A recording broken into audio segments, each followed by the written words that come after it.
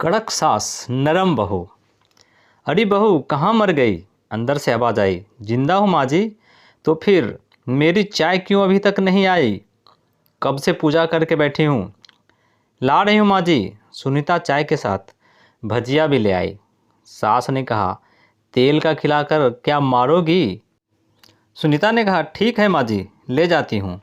इस पर उसकी सास ने कहा, रहने दे, अब बना ही दिया है तो खा लेती हूँ।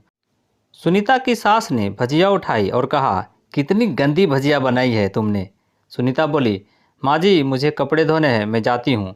यह कहकर सुनीता दरवाजे के पास छिपकर खड़ी हो गई। सास भजिया पर ऐसे टूट पड़ी जैसे कभी खाई ही नहीं हो। बस देखते देखते पूरी भजिया खत्म कर दी। सुनीता चुपके से मुस्कुराई और काम पर लग गई।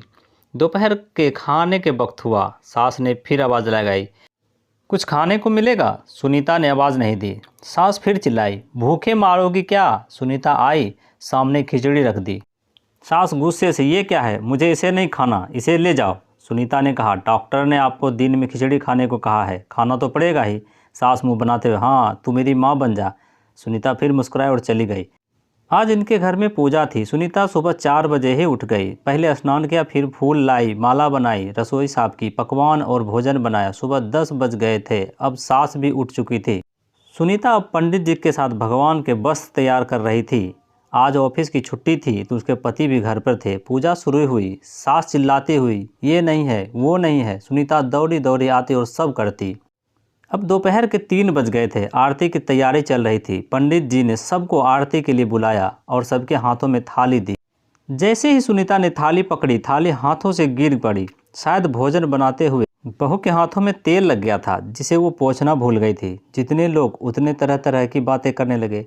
कैसी बहू है, कुछ नहीं आता, एक काम भी ठीक से नहीं कर सकती, न जाने कैसी बहू उठा लाए, एक आरती की थाली भी संभाल नहीं सकी। उसका पति भी गुस्सा हो गए, पर सास चुप रही, कुछ नहीं कहा, बस ये बोलकर छोड़ दिया कि सीख रही है, सब सीख जाएगी धीरे धीरे। अब सबको खाना परोसा जाने लगा। बहू दौड़ दौड़ के खाना देती, फिर पानी लाती। करीब 70-80 लोग हो गए थे। इधर 2 नौकर और सुनीता अकेली, फिर भी वहाँ सारा काम बहुत अच्छे तरीके से करती। अब उसकी सास और कुछ आस पड़ोस के लोग खाने पर बैठे। बहू ने खाना परोसना शुरू किया। सबको खाना दिया गया। जैसे ही पहला निवाला सास ने खाया, तुमने नमक ठीक से नहीं डाला क्या? एक काम ठीक से नहीं करती, पता नहीं मेरे बाद कैसे ये घर संभालेगी। आस पड़ोस वालों को तो जानते हो साहब, वो बस बहाना ढूंढते हैं नुक्स निकालने का। फिर वो सब शुरू हो गए, ऐसा खाना है, ऐसी बहू है, ये वो वगैरह वगैरह। दिन का खाना हो चुका। अब सुनीता बर्तन साफ करने नौकरों के साथ लग गई। रात में जगराता का कार्यक्रम रखा गया था। सुनीता ने भी 1-2 गीत गाने के लिए स्टेज पर चढ़ी। सास जोर से चिल्लाई, मेरी नाक मत कटवा देना, गाना नहीं गाना आता तो मत गा, वापस आ जा। सुनीता मुस्कुराई और गाने लगी। सबने उसके गाने की तारीफ की, पर सास मुंह फुलाते हुए बोली, इससे अच्छा तो मैं गाती थी जवानी में, तुझे तो कुछ भी नहीं आता। सुनीता मुस्कुराई और चली गई। अब रात का खाना खिलाया जा रहा था। उसके पति के ऑफिस के दोस्त साइड में ही ड्रिंक करने लगे। उसका पति चिल्लाता, थोड़ा बर्फ लाओ। उधर सास चिल्लाती, यहाँ दाल नहीं है। फिर चिल्लाता, कोल्ड ड्रिंक नहीं है, पापड़ ले आओ। कभी इधर कभी उधर। आखिर में उसके पति की शराब गिर पड़ी उसके एक दोस्त पर और बोतल टूट गई। पति गुस्से में सुनीता को झापड़ लगाते हुए कहता है, जाहिल कहीं की, देख कर नहीं कर सकती, तुझे इतना भी काम नहीं आता। सारे लोग देखने लगे। सुनीता रोते हुए कमरे की तरफ दौड़ी। फिर उसके दोस्तों ने कहा, क्या यार, पूरा मूड खराब कर दिया, यहाँ नहीं बुलाया होता, हम कहीं और पार्टी कर लेते। कैसी अनपढ़ गवार बीबी ला रखी है तूने, उसे तो मेहमानों की इज्जत और काम करना तक नहीं आता, तुमने तो हमारी बेइज्जती कर दी। अब आस पड़ोस की औरतों को और बहाना मिल गया था। वो कहने लगी, देखो क्या कर दिया तुम्हारी बहू ने, कोई काम की नहीं है। मैं तो कहती हूँ अपने बेटे की दूसरी शादी कर दो, छुटकारा पाओ इस गवार से। बस सुनीता की सास उठी और अपने बेटे के पास जाकर उसे जोरदार थप्पड़ मारा और कहा, अरे नालायक, तुमने मेरी बहू को मारा, तेरी हिम्मत कैसे हुई, तेरी टांगें तोड़ दूंगी। उसके बेटे के दोस्त कुछ कहने ही वाले थे कि उसकी मां ने घूरते हुए कहा, चुप, बिल्कुल चुप, यहाँ दारू पीने आए हो, जबकि पता है आज पूजा है और तुम्हें पार्टी करनी है।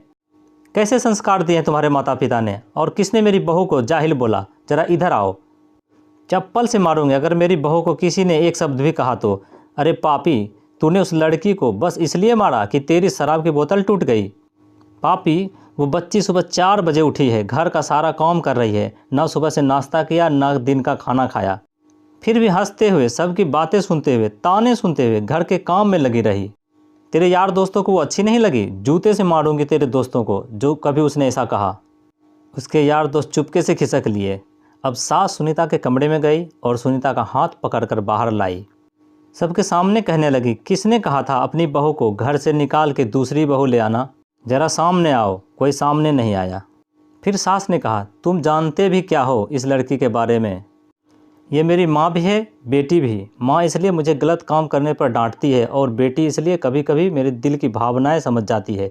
मेरी दिन रात सेवा करती है, मेरे 1000 ताने सुनती है, पर एक शब्द भी गलत नहीं कहती, ना सामने ना पीठ पीछे। और तुम कहते हो दूसरी बहू ले आऊँ?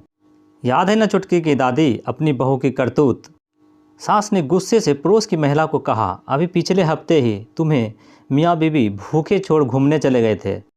मेरी इसी बहू ने 7 दिनों तक तुम्हारे घर पर खाना पानी, यहाँ तक कि तुम्हारे पैर दबाने जाते थे, और तुम इसे जाहिल बोलती हो? जाहिल तो तुम सब हो जो कोयले और हीरे में फ़र्क नहीं जानते। अगर आइंदा मेरी बहू के बारे में किसी ने एक लफ्ज़ भी बोला तो मुझसे बुरा कोई नहीं होगा, क्योंकि ये मेरी बहू नहीं मेरी बेटी है। सुनीता सिसकियाँ लेते हुए फिर कमरे में चली गई। सास ने एक प्लेट उठाई और भोजन परोसा और सुनीता के कमरे में खुद ले गई। सास को भोजन लाते देखा तो सुनीता ने कहा, अरे माँ जी, ये आप क्या कर रही हो? मैं खुद ले लेती। सास ने प्यार से ताना मारते हुए कहा, डर मत, इसमें जहर नहीं है, मार नहीं डालूंगी तुझे। तुझे नई सास चाहिए होगी, पर मुझे अब भी तू ही मेरे घर की बहू चाहिए। सुनीता ने अपनी सास को रोते हुए गले लगा लिया। सास भी रो दी पहली बार और कहा, चल खाना खा ले। फिर मजाक करते हुए कहा, मेरे पैर दबाने चले आना। ये ख्याल मन में मत लाना कि सास पैर बोलती है, किसी दिन इसका गला दबा दूंगी, क्योंकि कभी मैं भी यही सोचती थी। और दोनों खूब हंसने लगी। दोस्तों, ये कहानी आपको कैसी लगी? कृपया एक बार कमेंट जरूर करना और चैनल को सब्सक्राइब जरूर करना।